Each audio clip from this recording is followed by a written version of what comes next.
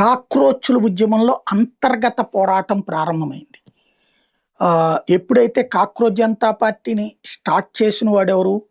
అభిజిత్ దుప్కే. ఎవరితను? ఆమ్ ఆద్మీ పార్టీకి సంబంధించినట్టు social media convener. రెండవ అతను సౌరవ్. ఇతను Aam Aadmi party digital media head.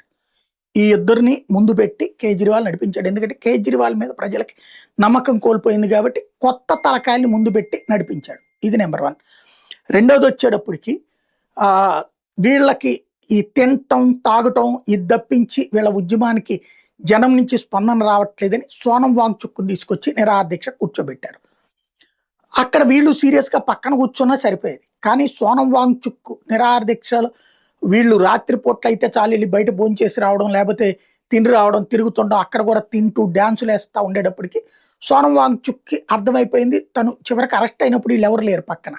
అది ఆయనలో ఒక అసహనాన్ని రేకెత్తించింది. అందుకే ప్రభుత్వానికి సమాచారం అందించి మరి అరెస్ట్ వెళ్ళిపోవడానికి హాస్పిటల్కి తీసుకెళ్ళమన్నాడు. ఆ తర్వాత ఆయన దీక్ష విరమణ అయిపోయింది.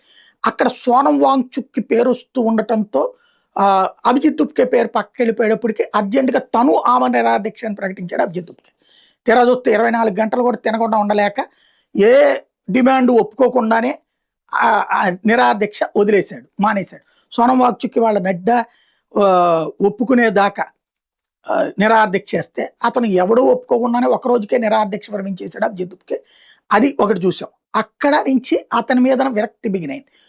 ఆ విరక్తి బిగినైనటువంటి దానికి పర్యవసానమే ఏదైతే ఢిల్లీలో ఉద్యమం జరుగుతున్నటువంటి సందర్భంలో ఆ ఉద్యమంలో పార్టిసిపేట్ చేస్తున్నటువంటి వాళ్ళే నిలదీశారు వీళ్ళని. అందులో సౌరవ్ ఇతని విజయ్ దహియాని నిలదీశారు.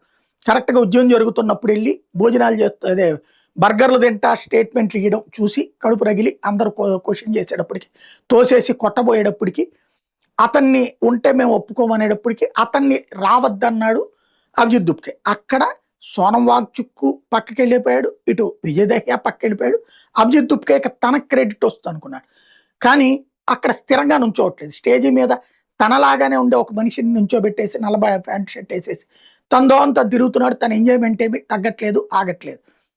దీంతో ఇప్పుడు ఇతని సీరియస్నెస్ లేదని గ్రహించినటువంటి ఆమ్ ఆద్మీ పార్టీ కేజ్రీవాల్ ఏం చేశాడు? ఇప్పుడు తెర మీదకి అశుతోష్ని తీసుకొచ్చాడు. ఇవాళ చర్చలకు వెళ్ళింది ఎవరు? అశుతోష్, సౌరభ్ దాస్, వీళ్ళిద్దరు. అభిజిత్ దుప్కే పక్క వెళ్ళిపోయాడు. దీంతో అభిజిత్ దుప్కేని పక్కన పెడుతున్నారు అర్థమయ్యి అర్జెంటుగా ఓ స్టేట్మెంట్ కేంద్రం ధర్మేంద్ర ప్రధాన్ని కేంద్రం సెక్రటరీని మార్చింది కదా, హెల్త్ సెక్రటరీని. ఇప్పుడు మార్చిన అతను కూడా దొంగ, పేపర్ లీకులు అంటూ ఏదేదో మాట్లాడేశాడు. ధర్మేంద్ర ప్రధాన్ ఇష్యూ ఇదంతా పక్క వెళ్ళిపోయాడు. అసలు ఇతను ఎందుకు వెళ్ళలేదు? ఇతను ఇక్కడ కూర్చుని స్టేట్మెంట్లు ఇవ్వడం ఏంటి అదే సందర్భంలో అన్నది ఇక్కడ తేడా. ఇంకో పక్కన నిహంగ్ సిక్కులు ఎవరైతే ఉన్నారో మొన్న వాళ్ళు అక్కడ ప్రదర్శనలు కూడా చేశారు, మీకు అండగా ఉంటా ఉన్నారు. వాళ్ళతో ఈ జేబీఎం టీం గొడవ పడింది అక్కడే. దాంతో ఇప్పుడు అక్కడ డ్రగ్స్ తీసుకుని దాడులకు వస్తున్నారంటూ వాళ్ళు రివర్స్ అయ్యారు ఈ నిహంగ్ సిక్కులు. ఇట్లా ఓవరాల్గా విద్యార్థుల ఉద్యమం దారి తప్పుతోంది.